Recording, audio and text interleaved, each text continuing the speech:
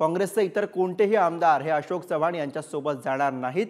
Damage कंट्रोलच्या दृष्टीने काँग्रेसची मुंबईमध्ये महत्त्वपूर्ण बैठक आज होते आणि राज्यातील महत्त्वाचे नेते मुंबईला भेटणार आहेत असं काँग्रेसचे नेते माणिकराव ठाकरे यांनी सांगितलंय। त्यांच्याशी बातचीत केली आमचे प्रतिनिधी कपिल शामकुवर यांनी। बघूया। काँग्रेस नेते अशोक चव्हाण यांनी त्यांच्या पदाचा राजीनामा दिला आहे। अनेक वर्ष ते काँग्रेससोबत राहिले आणि असं असताना आता त्यांनी पक्ष सोडलेला आहे।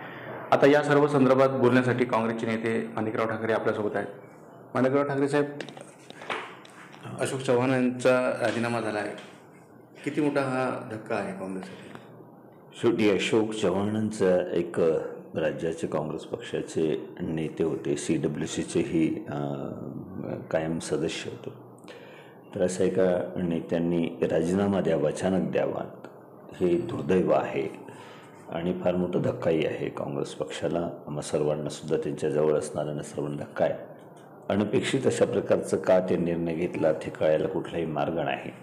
यामध्ये अशोकराव जाईल, पण त्यांच्यासोबतचे जे आमदार असेल ज्यांचं नाव मी चॅनलच्या माध्यमातून ऐकतो आहे ते कोणी जाईल असं मला वाटत नाही।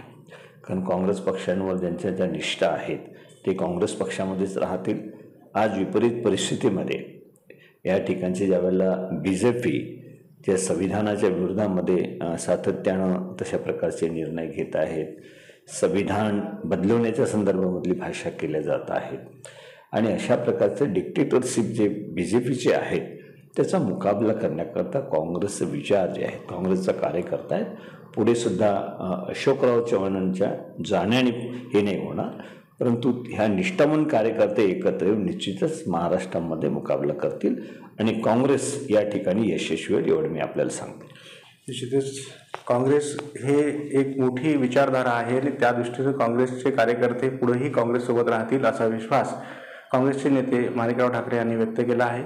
आणि निश्चितच अशोक चव्हाण जे काँग्रेसचे मोठे नेते आहेत त्यांच्या जाण्याने मात्र काँग्रेसला मोठा धक्का बसलेला आहे। कपिल शामकुवर, पुढारी न्यूज, यवतमाळ।